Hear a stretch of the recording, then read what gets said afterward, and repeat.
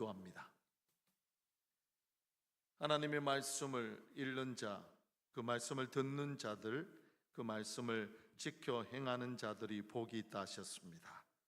성령 하나님, 오늘 그 복이 주님의 교회 국동 제1의 복이 되게 하시고 우리 성도들의 복이 되게 하옵소서.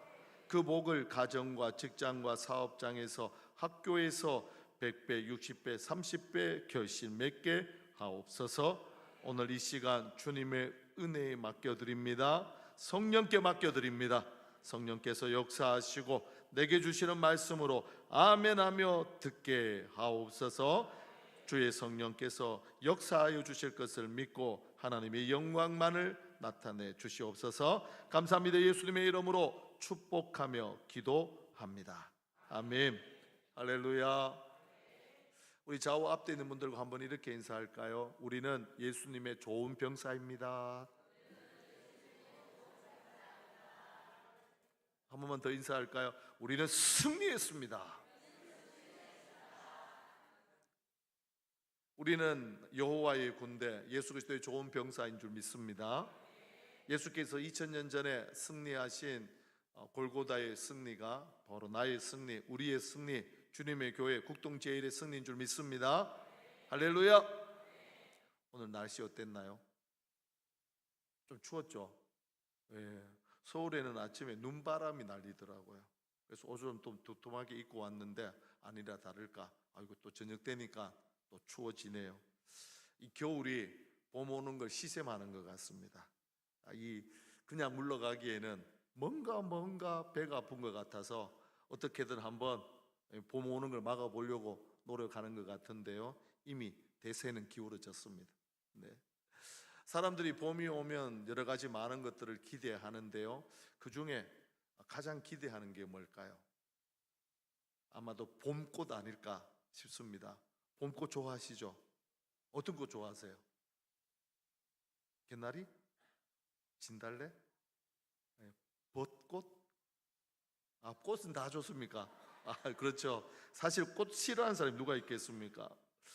저도 꽃을 참 좋아하는데요, 봄꽃 중에서 특히 민들레를 참 좋아합니다. 길가에 핀 민들레도 보면 아름답고 예쁜데요, 특히 돌 틈에, 바위 틈에 핀 민들레를 보면 가다가도 걸음을 멈춥니다. 그리고는 많이 쳐다보죠. 누가 봐도 척박한 곳인데요, 아니 어떻게 저기에 꽃을 피웠을까? 노랗게 핀 꽃을 보면 참 마음의 기쁨이 그리고 감탄이 절로 나옵니다. 이런 민들레가 좋은 건 척박한 환경과 싸워서 거기에 뿌리를 내렸기 때문만은 아닙니다. 그곳이 어느 곳이든 상관없이 주어진 자리에서 묵묵히 꽃을 피웠기 때문에 저는 민들레가 너무너무 좋습니다. 이런 민들레를 보고 있노라면 마치 제 인생을 보는 것 같습니다. 사실 저는 태어나서 40년 동안 대구에서 떠나본 적이 없었습니다. 그리고 이후에도 대구를 떠나서 산다는 생각을 한 번도 해본 적이 없었습니다. 근데 대구를 떠나야만 되었습니다. 그래서 대구를 떠나 서울로, 그리고 생각지 못했던 캐나다로, 뉴질랜드에서 살다가 지금은 다시 서울 한성교회를 섬기고 있습니다. 민들레 홀씨는 어디에 가면 내게 유익할까? 어떤 곳에 가면 내가 뿌리를 잘 내리고 꽃을 피울까 생각하며 가지 않았습니다. 마찬가지로 저 역시 어느 곳에 가면 나에게 유익이 될까? 내가 좀 더 목회를 잘할 수 있을까? 계획한 적이 없었습니다. 더 붙잡지 않아도 될 때 손을 놓았을 뿐이었죠. 그러다 보니까 제가 지금 한성교회를 섬기고 있는데요, 시간이 한참 흐르고 난 다음에 제가 이렇게 옮기게 된 걸 알았습니다. 그렇게 떠난 자리, 내려앉은 자리, 결코 내 생각이 아니라 성령 하나님의 인도하심이었다. 할렐루야. 제가 이런 생각을 한 계기가 있는데요, 바로 오늘 우리가 함께 읽었던 하나님의 말씀 본문 때문입니다. 사도행전 8장 그리고 11장은 바람을 타고 날아가는 민들레 홀씨를 닮아도 너무너무 많이 닮았습니다.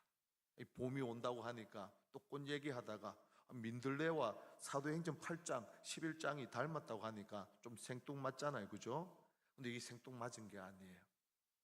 민들레 홀씨와 사도행전, 그리고 우리 인생은 너무너무 많이 닮았습니다. 자, 이 사실을 염두에 두고 오늘 본문 안으로 들어갈게요. 사도행전 8장과 11장은요, 기독교 역사상 가장 중요한 사건이 발생합니다. 이 사건이 뭔지는 좀 이따 뒤에 제가 알려드릴게요. 이 사건의 배경부터 보죠. 그 사건의 배경이 뭐냐? 바로 7장에 나오는 스데반 집사의 순교입니다. 7장 54절로부터 60절에 보니까요, 스데반 집사가 복음을 전합니다. 예수님을 전하다 어떻게 됐나요? 돌에 맞아 순교합니다. 그렇게 한 사람의 죽음으로 사건이 끝난 게 아니더라고요. 이 사건 때문에 예루살렘 교회가 큰 위기를 맞습니다. 어떤 위기를 맞을까요? 사도행전 8장 1절 그리고 11장 19절은 그때의 위기를 이렇게 증언합니다. 한번 보시죠. 8장 1절입니다. 그날에 예루살렘에 있는 교회에 무엇이 있었다고요? 큰 박해가 있었답니다. 자, 사도행전 11장 19절입니다. 그때 스데반의 일로 일어난 환난으로 말미암아. 한 사람의 죽음으로만 끝나지 않았어요. 스데반의 순교 때문에 두 가지 큰 사건이 연이어 나옵니다. 예루살렘에 큰 박해가 있었습니다. 그리고 동시에 환난이 일어났습니다. 도대체 어떤 박해와 어떤 환난이었을까요? 8장 3절에 보니까 구체적으로 그 환난과 박해가 무엇이었는지를 우리에게 가르쳐 줍니다. 자, 사울과 스데반을 죽인 무리가요, 예수 믿는 사람 잡는데 혈안이 되었습니다. 사실 사람이 사람을 죽인다는 거 쉽지 않거든요. 그런데 명분을 가지고 사람을 죽였단 말이에요. 이게 옳다고 여기니까 예수 믿는 사람, 그리스도인들을 잡는데 혈안이 되었습니다. 집집을 샅샅이 수색합니다. 그러다가 몰래 숨어있던 예수쟁이 그리스도인 성도들을 잡았습니다. 어떻게 했을까요? 포박했겠죠. 끌고 가면서 감옥에 가둡니다. 이 과정을 제가 한번 상상을 해봤어요. 그냥 요즘처럼 뭐 인권을 들먹이면서 그렇게 차분하게 끌고 갔을까요? 그렇지 않았을 것 같아요. 질질 끌고 갔을 것이며 이렇게 협박하지 않았을까요? 너 스데반 죽는 거 봤지? 너도 똑같이 고백하면 스데반보다 더 큰 고통을 받으며 죽게 될 거야. 그러면서 많은 폭행을 가했을 것이라고 생각합니다. 제가 이 본문의 사건들을 생각하다가 한 사건이 생각났습니다. 1956년 1월 8일 일어난 사건인데요, 그날은 주일이었습니다. 남미에 가면 에콰도르라는 나라가 있어요. 그곳 정글에 사는 한 부족민에게 예수님을 전하려고 미국의 5명의 선교사가 갔습니다. 어떻게 됐을까요? 예수 그리스도 복음을 전하지도 못한 채 그 원주민에게 5명이 모두 다 살해당했습니다. 이 얼마나 끔찍한 비극입니까? 이 5명의 남자에게는요, 똑같이 5명의 아내가 있었고 심지어 갓 태어난 아이들도 있었습니다. 하룻밤에 사랑하는 남편을 잃어버렸고 아버지를 잃어버렸습니다. 모든 것이 끝난 것처럼 보였습니다. 그런데요, 여기서 놀라운 일이 생겼어요. 죽은 남편의 사명을 그대로 이어받아 그 땅에 다시 복음을 들고 아내가 들어갔습니다. 그 아내가 누구냐? 짐 엘리엇 선교사의 아내 엘리자베스 엘리엇이었습니다. 예수님의 복음이 그 죽음으로 끝난 게 아니라 그 땅에 계속해서 이어졌습니다. 본문도 마찬가지입니다. 스데반 집사의 죽음을 생각해 보세요. 한참 젊은 나이에 어이없게, 그것도 하나님을 위해 복음을 전하다가 돌에 맞아 죽었습니다. 이보다 더 큰 비극이 어디에 있겠습니까? 그의 인생 저주로 끝난 것 같아요. 실패한 인생 아닙니까? 더군다나 이 사건 때문에 예루살렘 교회는 큰 핍박을 받았습니다. 그 핍박이 얼마나 컸던지요. 예루살렘 교회 사도들을 제외하고는 모두 다 뿔뿔이 흩어졌습니다. 오늘 우리가 성경 전체, 본문을 전체를 살펴볼 텐데, 그 전체를 살펴보는 가장 중요한 단어 하나를 소개하겠습니다. 그 단어가 뭐냐? 흩어지다입니다. 이 흩어지다라는 단어는요, 두 가지 큰 뜻이 있습니다. 먼저 흩어지다는 사라지다입니다. 사라지다. 누군가가 먼지처럼 사라진다라는 의미를 갖고 이 단어를 사용했어요. 정말 말 그대로 사도들을 제외하고는요, 예루살렘에서 더 이상 성도들을 찾아볼 수가 없었어요. 모두 다 먼지처럼 다 사라졌습니다. 또 다른 의미가 있어요. 이 단어의 의미가 중요합니다. 두 번째인데, 오늘 설교의 핵심이자 설교의 본문을 푸는 키입니다. 그 뜻은 뭐냐? 심다, 흩뿌리다, 흩어져서 뿌려지다입니다. 한번 따라 할까요? 심다, 흩뿌리다, 흩어져서 뿌려지다. 도대체 무엇이 어디로 흩어지고 뿌려지고 무엇을 심고 뿌렸을까요? 오늘 본문을 통해 이 사실을 한번 확인해 보겠습니다. 이 사실이 전도와 영적 전쟁 집회를 지금 진행 중에 있는 우리에게, 특히 복음을 전하는 주님의 교회 국동제일에 너무너무 중요합니다. 마음을 활짝 열고 하나님이 교회와 우리에게 주시는 말씀으로 듣기를 축복합니다. 좋아요. 자, 예루살렘 교회 성도들은요, 이 핍박으로 인해서 흩어졌습니다. 그리고 사라졌는데 어디로 흩어지고 어디로 사라졌나 보니까요, 예루살렘을 중심으로 북쪽 사마리아와 남쪽 유다 전 지역으로 흩어집니다. 이것이 기독교 역사에서 가장 중요한 사건입니다. 왜 중요할까요? 이전까지는 복음이 예루살렘 안에만 갇혀져 있었어요. 주님은 분명히 땅끝까지 복음을 전하라고 했는데, 이 복음이 어디에 있으면요?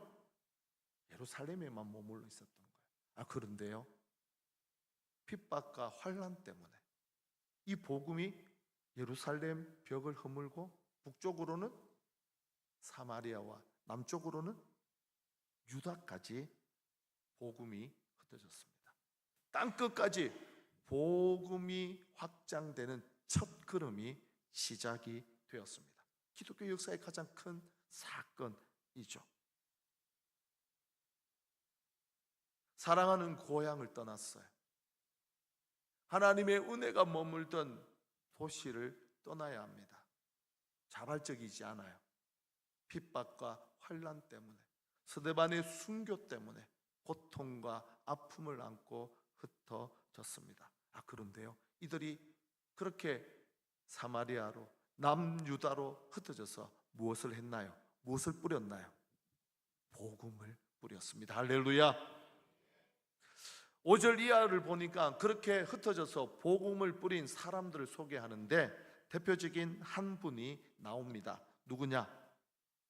스데반 집사님과 같은 집사 직분을 받은 빌립 집사님이 나옵니다. 핍박을 피해 사마리아까지 왔어요. 빌립은 사마리아 성에서 복음을 전합니다. 그리스도를 전합니다. 저는 이 모습이 너무 놀랍고 너무너무 충격적입니다. 그리고 감격스러워요. 왜냐하면요, 당시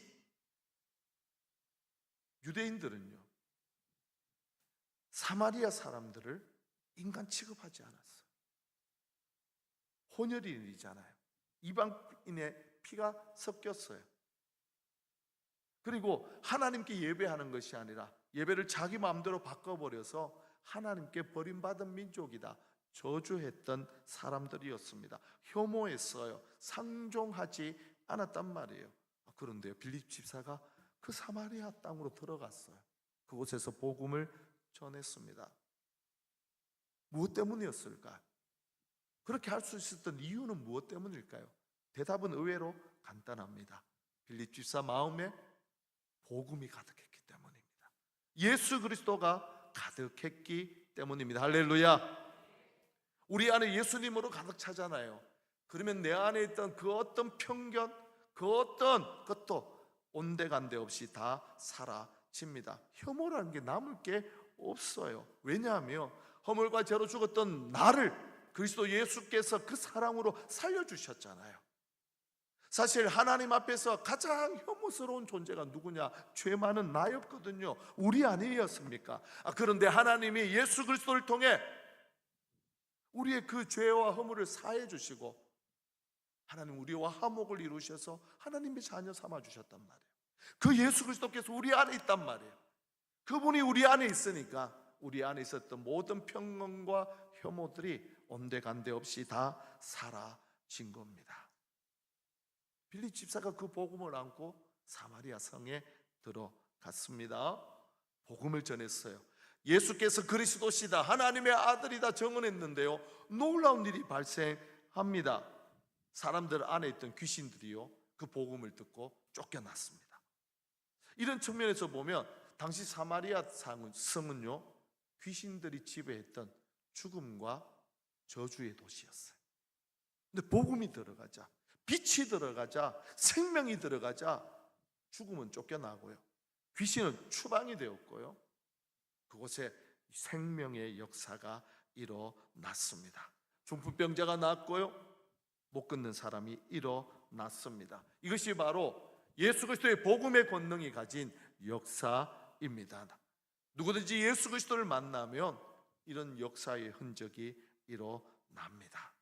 민들레 호시가요, 바람을 타고 어느 곳에 떨어지든 그곳에 뿌리를 내리고 꽃을 피운 것처럼 복음이 그 척박한 땅 사마리아, 그곳에 성령의 바람을 타고 복음의 열매를 맺었습니다. 여기뿐일까요? 아니더라고요.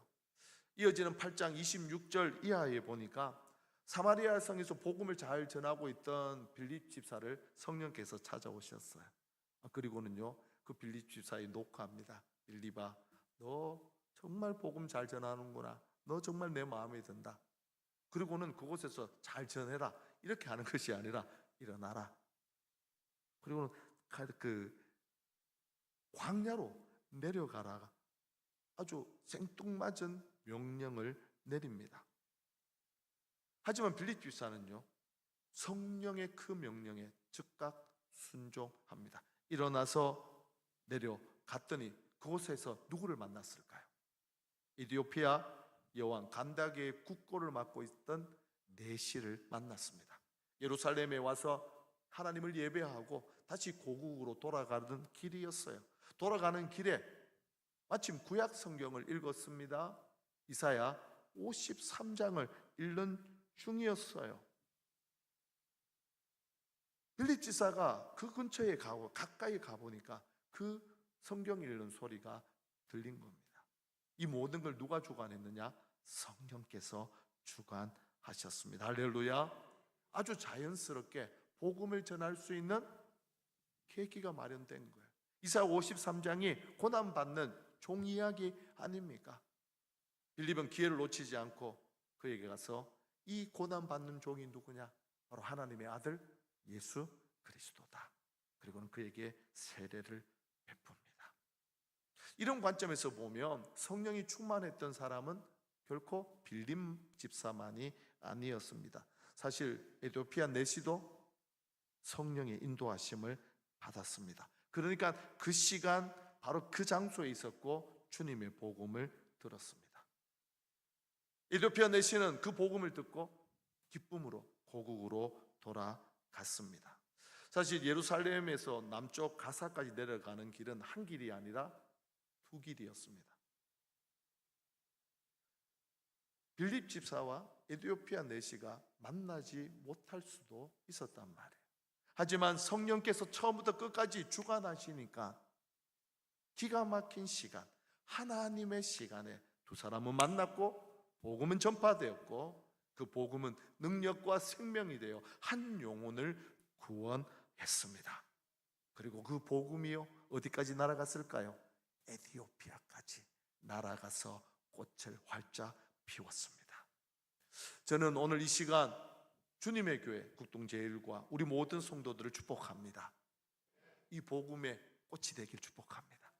그래서 이 복음을 가지고 가정에서, 직장에서, 사업장에서, 학교에서, 이 지역사회에 복음의 꽃이 활짝 피어나는 귀한 주역들이 되기를 예수 그리스도 이름으로 축복합니다. 정리 한번 해볼게요. 지금 정리한다고 해서 설교를 정리하는 건 아닙니다. 네, 지금까지 한 설교만 가지고 한번 정리를 할게요. 지금까지 일어난 모든 복음의 역사가 언제 시작되었습니까? 스데반 집사의 순교입니다. 빌립 집사와 초대교회 성도들은 박해를 받았고 그 박해를 피해 생명을 건지려고 흩어졌습니다. 먼지처럼 예루살렘에서 사라졌습니다. 하지만 그 흩어짐은 영원히 사라짐이 아니라 복음을 뿌리는 성령의 도구가 되었습니다. 북쪽으로는 사마리아 땅으로, 남쪽으로는 남유다 온 지역을 다니며 복음을 전했습니다. 제가 설교를 준비하고 말씀을 묵상하다가 놀라운 진리 하나를 깨달았어요. 이 선언이 오늘 함께 예배한 우리 성도들 한 사람 한 사람 심령 깊은 곳에 하나님이 주시는 위로와 격려의 메시지가 되길 축복합니다. 어떤 메시지냐? 어떤 깨달음이냐? 사람의 눈의 파멸은 하나님 나라의 파종이다. 사람의 눈의 파멸은 하나님 나라의 파종입니다. 파종. 한번 따라 할까요? 사람 눈의 파멸은 하나님 나라의 파종이다. 이게 하나님 나라의 신비예요. 당시에 유대인들 그리고 스데반 집사를 앞장서서 죽이는데 찬송표를 던진 바울은요 큰 소리 쳤겠죠. 이제 예수를 추종하는 모든 세력들은 끝장났다. 그들은 파멸했다. 큰 소리 쳤지 않았을까요? 하지만요 성령께서 그 사람들을 사용하니까 파멸로 끝난 것이 아니라 가는 곳곳마다 오히려 복음의 꽃이 피고 복음의 역사가 일어나며 생명의 역사가 일어나는 하나님 나라의 파종이 되었습니다. 할렐루야. 주님의 교회 국동제일도 오늘 함께 예배한 우리 역시도 마찬가지 아닙니까? 내 인생 파멸로 끝난 것처럼 느껴지는 경우가 있습니까? 혹 오늘 예배하는 성도님들 중에 내 인생 파멸로 끝났다 그렇게 낙담하며 이 자리에 계신 분 있으십니까? 아니에요. 하나님의 성령에 붙잡히면, 내 안에 복음이 가득하면, 내 안에 예수로 충만하면 내 인생은 파멸이 아니라 하나님의 영광이 나타나는 생명의 구원의 역사가 일어나는 파종인 줄 믿습니다. 할렐루야. 세상은 파멸이다 말하고요, 하나님 나라를 막는 사단은요 우리의 마음속에 야, 네 인생 그렇게 살다가 복음 때문에 주를 위해 산다고 하는데 하나님이 너에게 해준 게 뭐냐? 비아냥거리는 소리를 들을 수 있을 것 같아요. 하지만요 그 소리 듣지 마세요. 그 거짓말이거든요. 진리는 뭐냐? 성령께서 그 파멸 같은 인생을 역전시켜서 하나님 영광과 한 영혼을 구원하는 생명을 일으키는 도구로 사용했습니다. 그 복음이 예루살렘을 넘어 사마리아로, 유다로, 그리고 에티오피아까지 확장되었습니다. 복음이 여기까지만 갔을까요? 아니더라고요. 어디까지 갔느냐 보니까 11장에서는 안디옥까지 날아갑니다. 거기서 구브로와 구레네 출신의 몇 사람이요 헬라인에게도 복음을 전했습니다. 이게 무슨 말이냐면 이전에는 유대인들에게만 복음을 전했던 거예요. 근데 이곳에 이르러서 유대인들이 아니라 정말 하나님도 예수님도 모르는 이방인들에게, 헬라인에게 예수님을 좋은 소식, 복음으로 전했습니다.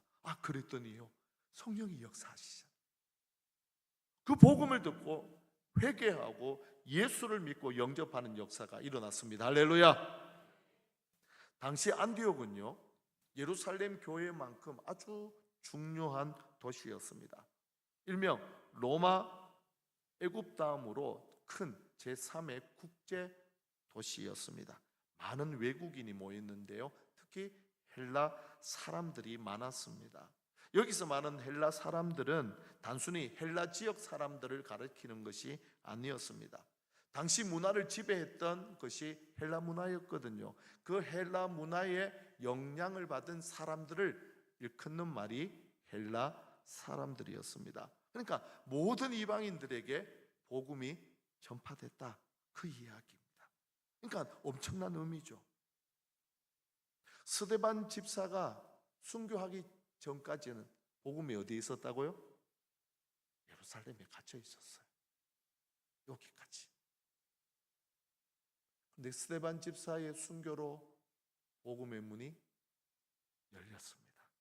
북이스라엘, 북사마리아, 남유다, 그리고 아프리카, 에티오피아, 더 나아가 헬라 전 지역 유럽까지 복음이 전파되었습니다.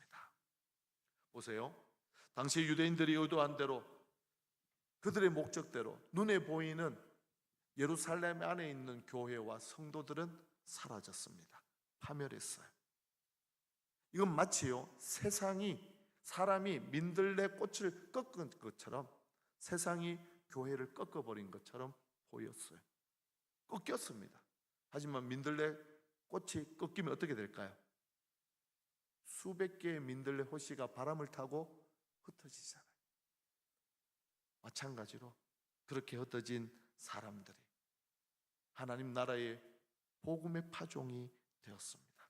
성령의 바람을 타고 곳곳으로 날아갔습니다. 정말 진짜 주님의 몸된 교회가 온 세상에 흩어지고 뿌려졌습니다. 그렇게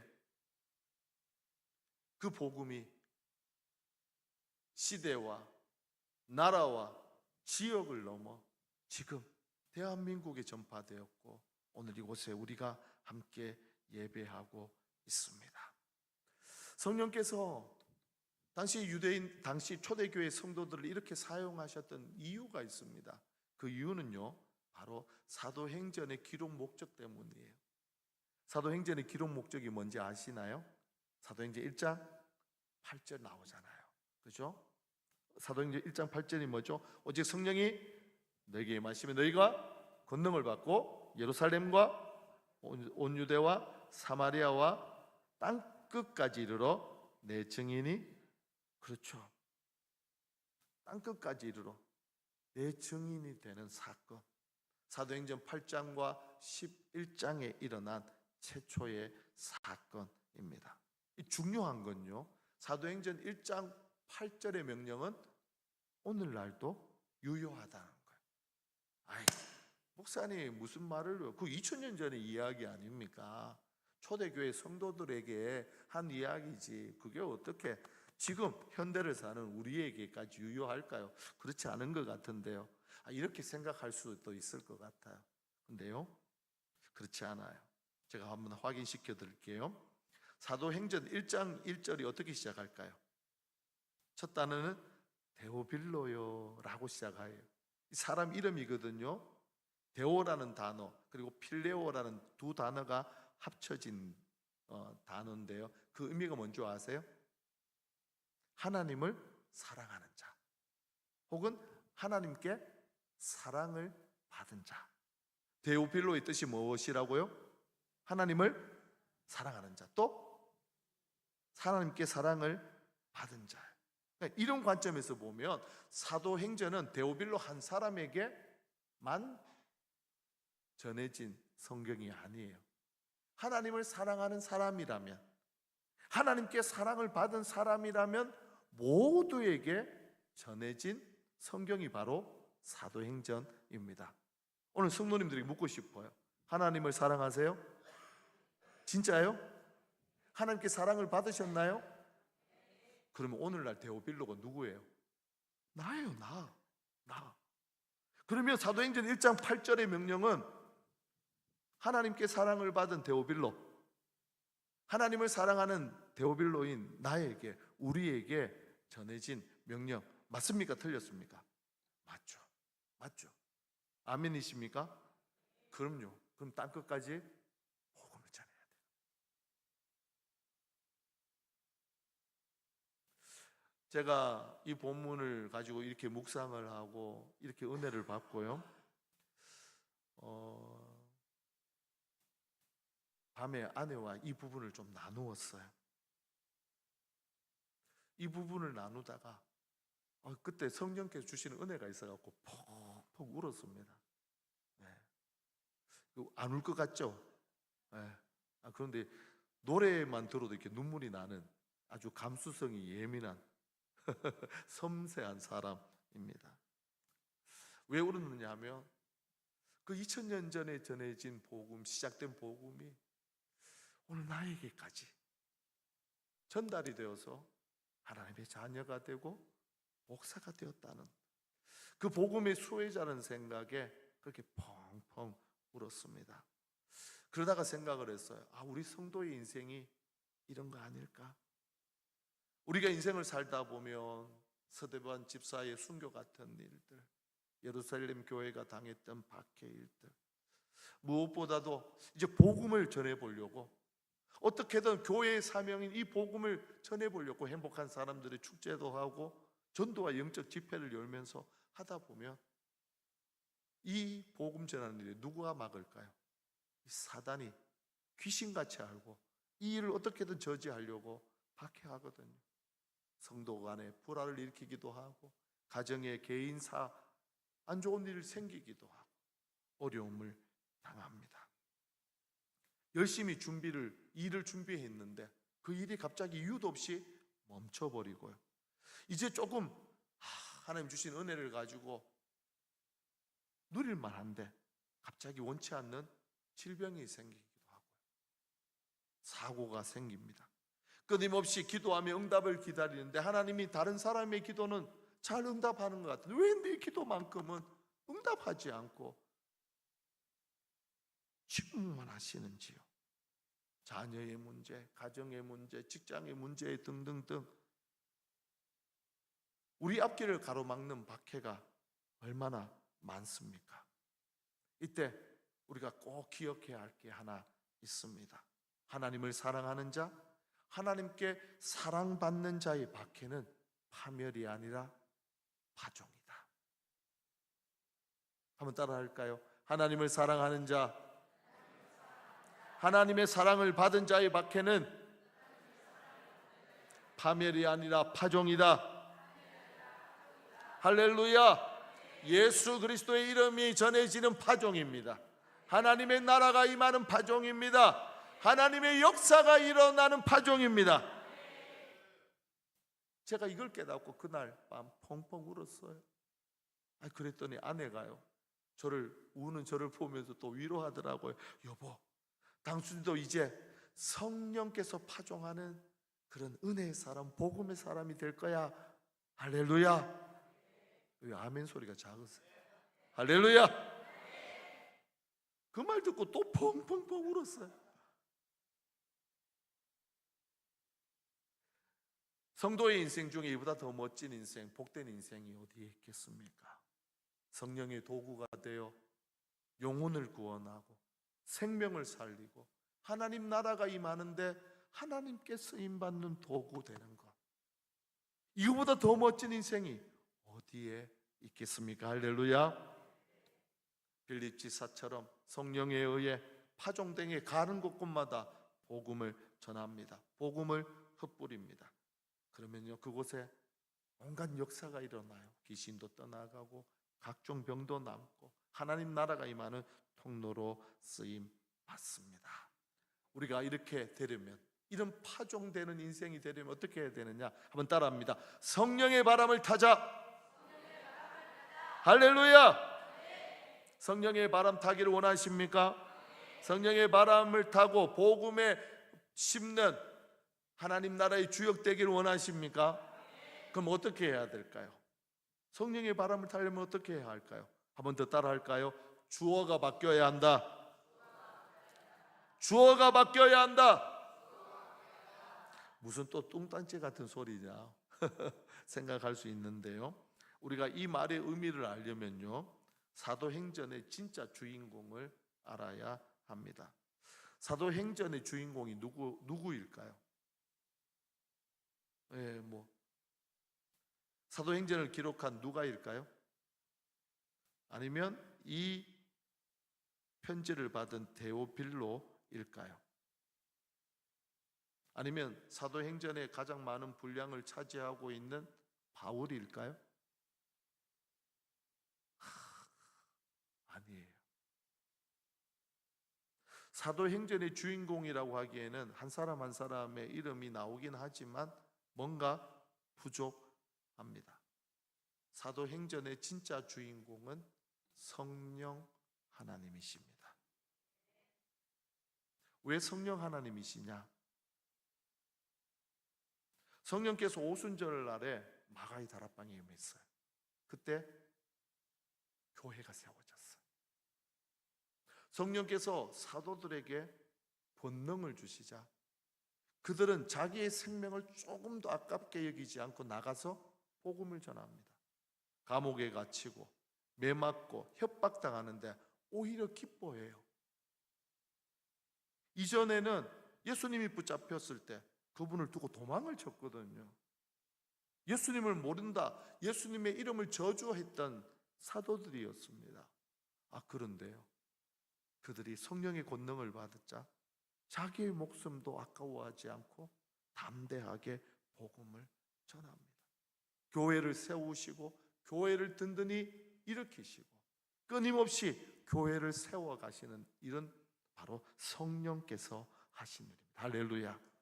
그래서 정확하게 성경에 이름을 짓는다면 사도행전이 아니라 성령행전이 사실 맞는 말이에요. 그래서 저는 사도행전을 성령의 자서전이다, 그렇게 이름을 붙였어요. 왜요? 성령님이 주인공이시니까요. 그러면 당연히 주어가 성령님이 되어야 하잖아요. 내가 기도했더니 권능을 받았고, 내가 기도했더니 복음이 전해졌고, 내가 기도했더니 예수를 믿게 됐고, 이게 아닌 거예요.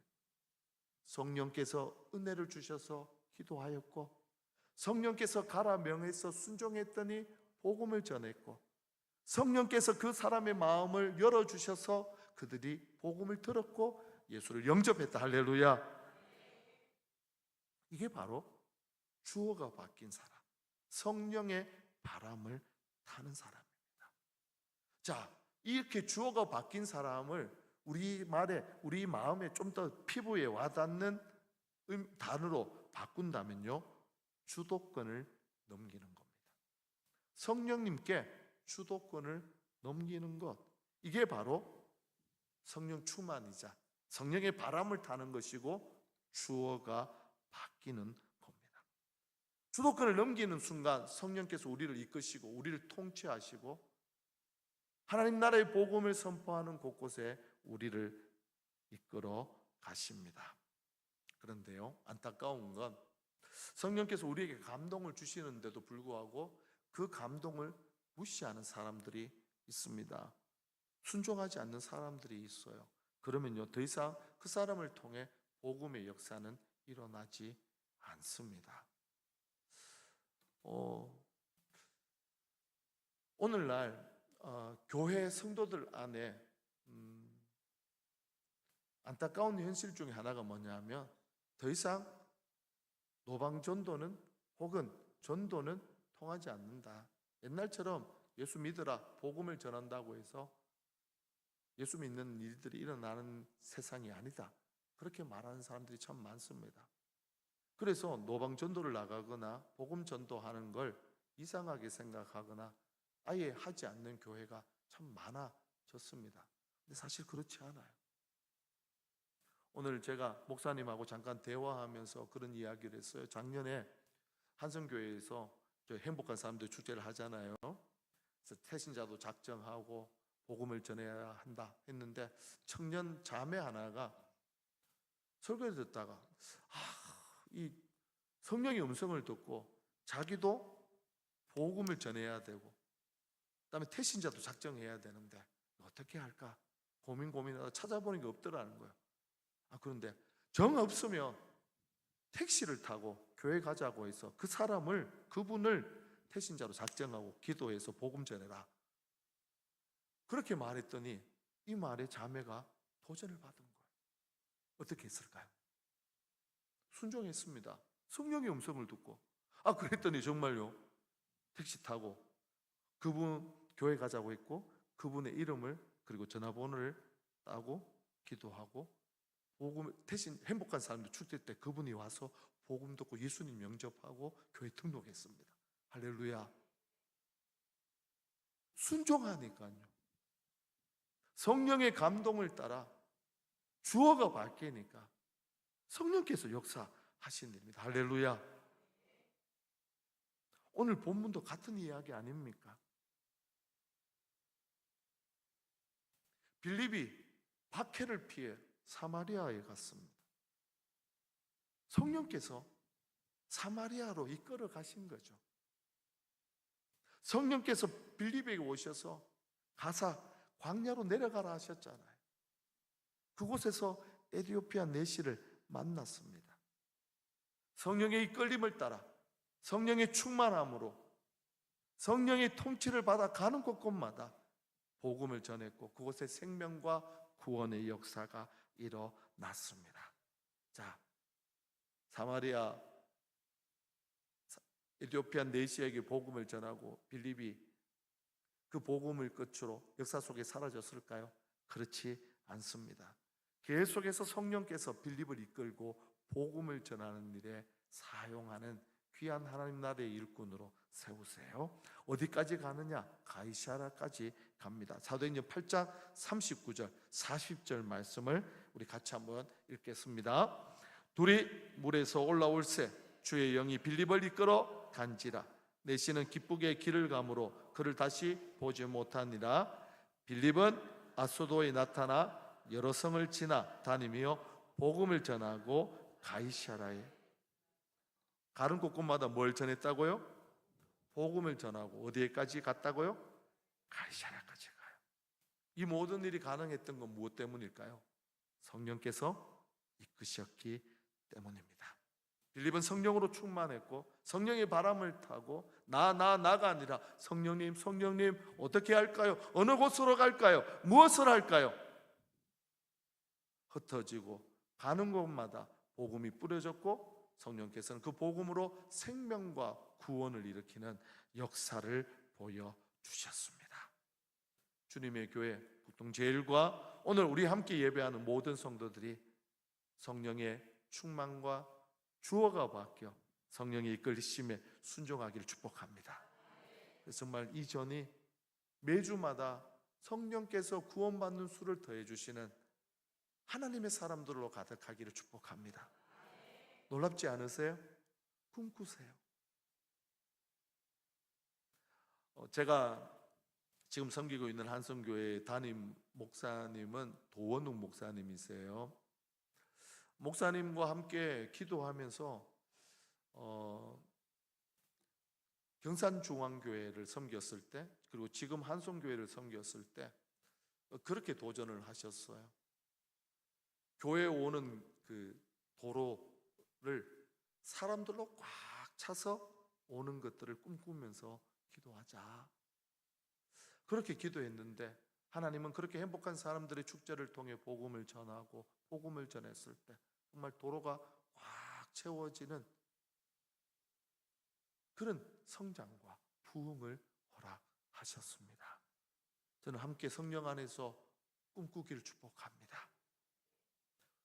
주님에게 국동 제일이 이 앞에 있는 도로가 교회로 들어오려고 차가 막히고 좀 불편하긴 하겠지만 성도들이 복음의 소식을 듣고 이곳으로 모여 하나님을 찬양하고 예배하고 복음을 듣고 치유되고 회복되는 역사, 이곳이 바로 하나님의 영광이 가득한 그런 귀한 역사가 일어나길 축복합니다.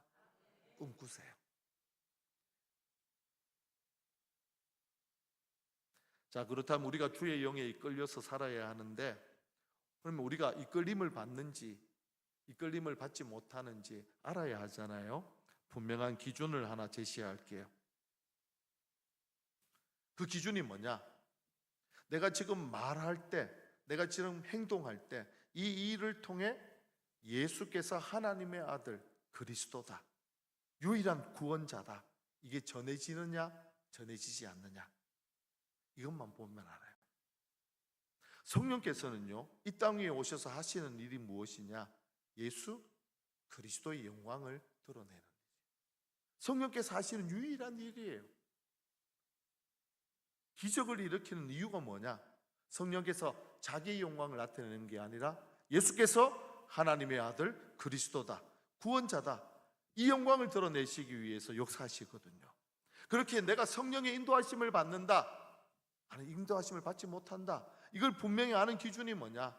내가 지금 전하는 이 말을 통해, 우리가 하는 이 행동을 통해 예수께서 하나님의 아들 그리스도이시다, 이 사실이 정언되느냐 정언되지 않느냐, 이것만 보시면 압니다. 할렐루야. 오직 예수 그리스도만을 자랑할 때 성령의 역사가 일어납니다. 오늘 결단하시길 축복합니다. 사나 죽으나 예수 그리스도의 그 복음만을 전하겠다. 그러면 우리의 인생은 파멸로 끝난 것처럼 보이지만 파종이 되어 하나님의 영광이 나타나고 하나님 나라가 임하며 하나님의 역사로 가득한 놀라운 일이 일어납니다. 할렐루야.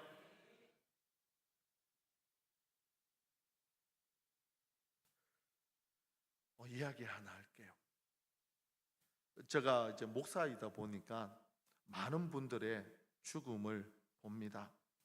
연세가 좀 드시고 하나님의 부르심을 받아 천국 가는 모습을 봐도 한편으로는 이제 천국 가셔서 이제 일생을 살아왔던 아픔, 고통 잊어버리고 천국에서 영원히 사시는 그런 기쁨도 있지만 헤어지는 아픔은 있잖아요.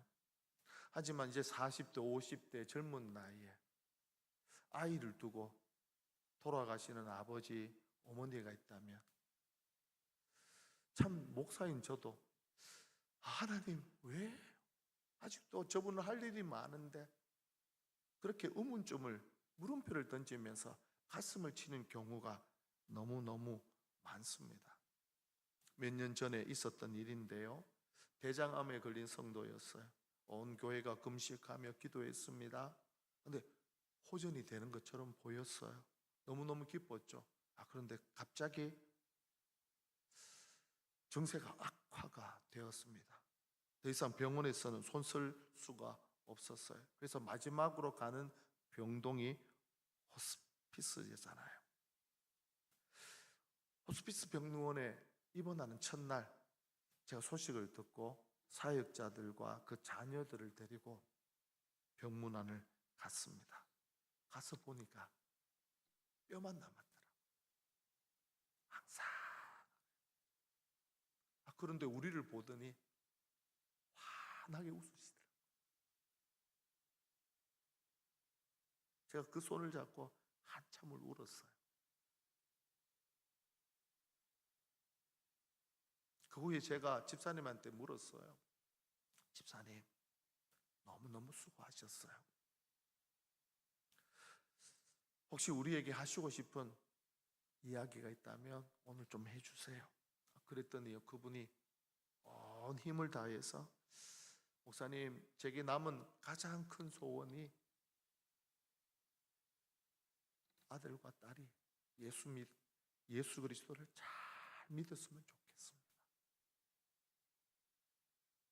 그리고 교회 성도들이 예수 잘 믿었으면 좋겠습니다.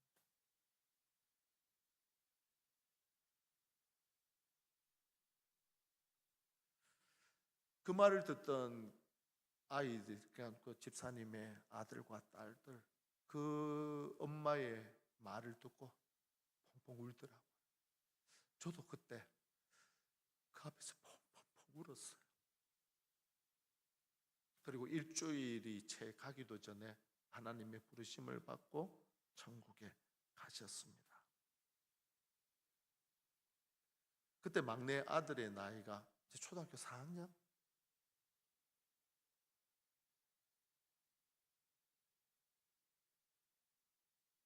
근데 그 집사님의 마지막 남긴 그 한마디가 얼마나 선한 영향력이 컸는지요. 시어머니는 물론이요,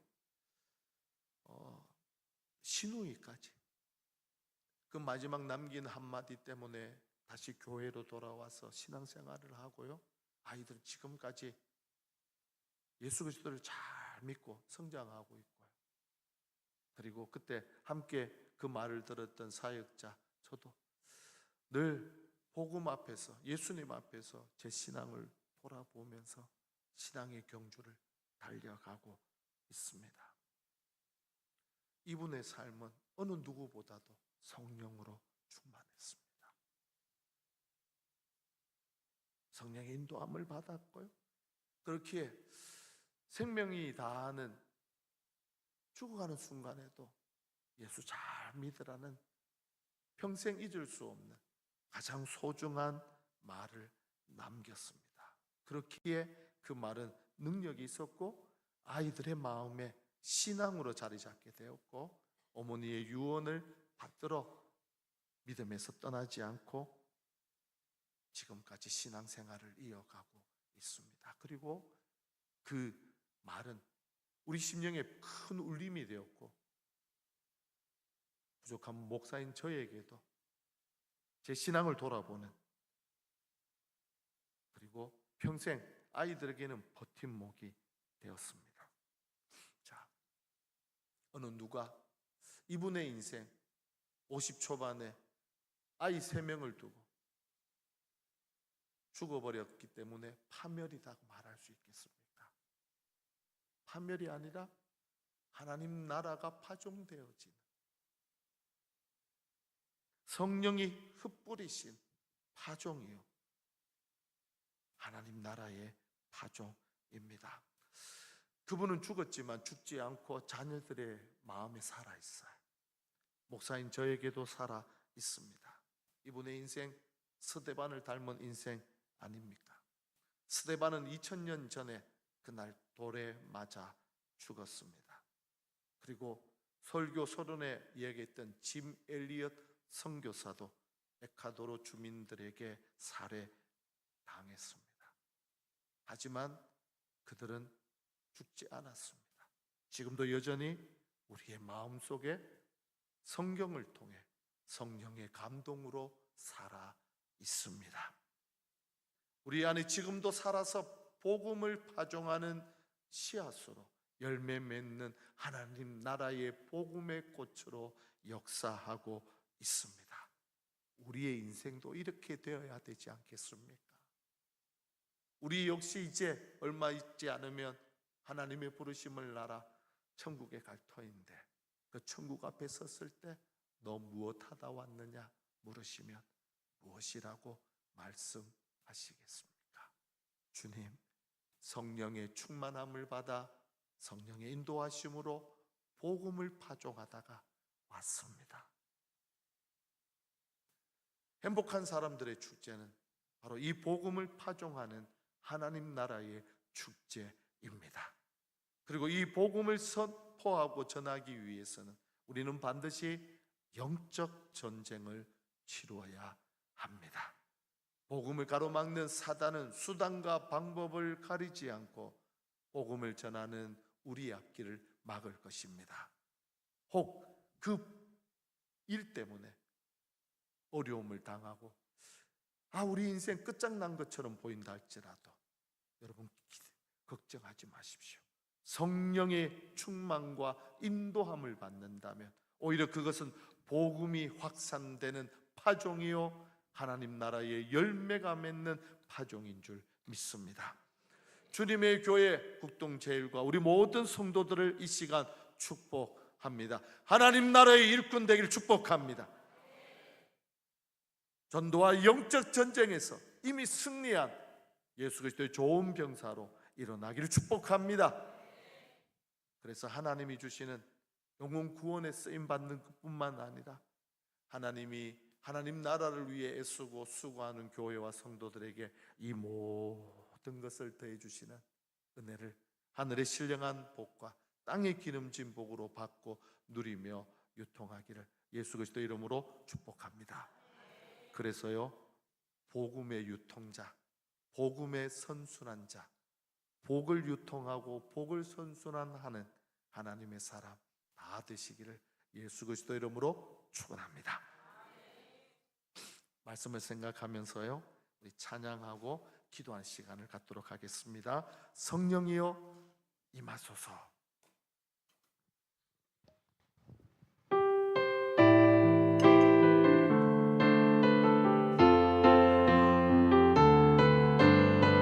성령이여 임하소서. 성령이여 임하소서. 내 마른 나의 심령 위에 주님의 은혜에 담비 되려 나는 펼쳐 주옵소서. 주의 권세 주의 능력 지금 이 시간 임하셔서 악한 권세 모든 깨뜨리고 주님 나라 임하소서.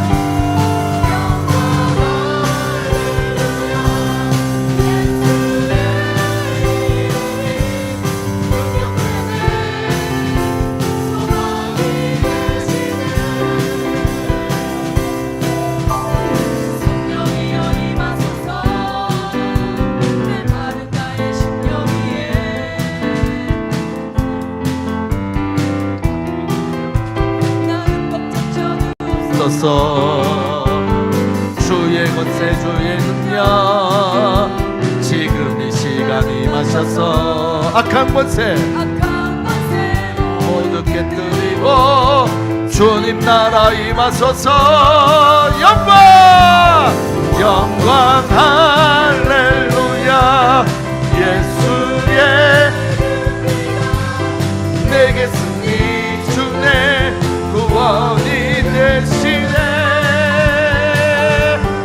영광 할렐루야. 예수의 능력되네 소망. 다시 한번 찬양합니다. 성령이여 임하소서. 성령이여 임하소서. 메마른 나의 심령 위에 주님의 은혜에 담비 되려 나 흠뻑 젖혀 주옵소서.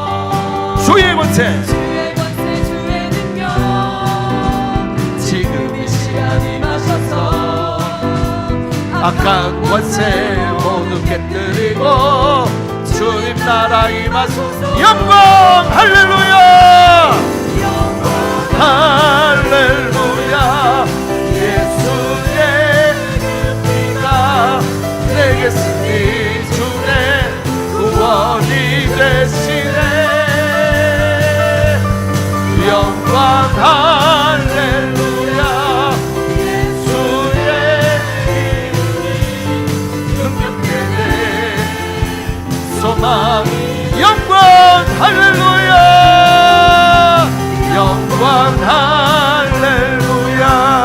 예수의 이름이가 내게 승리 주네 구원이 되시네. 영광 할렐루야. 예수의 이름이 능력되네. 한 번 더 고백합니다. 영광 할렐루야. 예수의 그 피가 내게 승리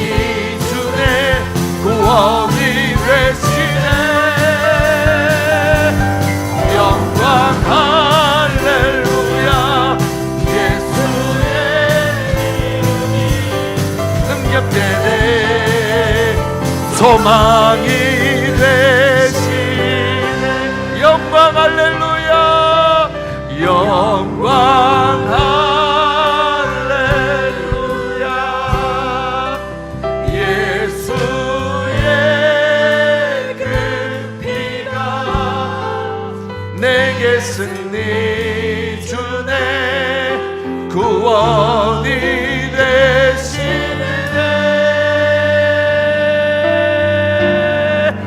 영광 할렐루야. 예수의 이름이 능력되네. 소망이 되신 이 시간 두 손을 높이 들고 기도합니다. 하나님, 나의 인생도 파멸이 아니라 하나님 나라의 파종이 되는 복음의 꽃을 피우는 복음으로 열매 맺는 파종이 되게 하여 주옵소서. 아멘. 사랑하는 아내와 남편과 자녀가 주님의 교회 공동체의 일이 복음으로 파종되는 교회와 믿음의 가정이 되게 하옵소서. 믿음의 아내와 믿음의 남편과 자녀가 되게 하여 주시옵소서. 이 시간 주의 이름을 세 번 간절히 찾고 통성으로 기도합니다. 주님 찾습니다. 주여, 주여.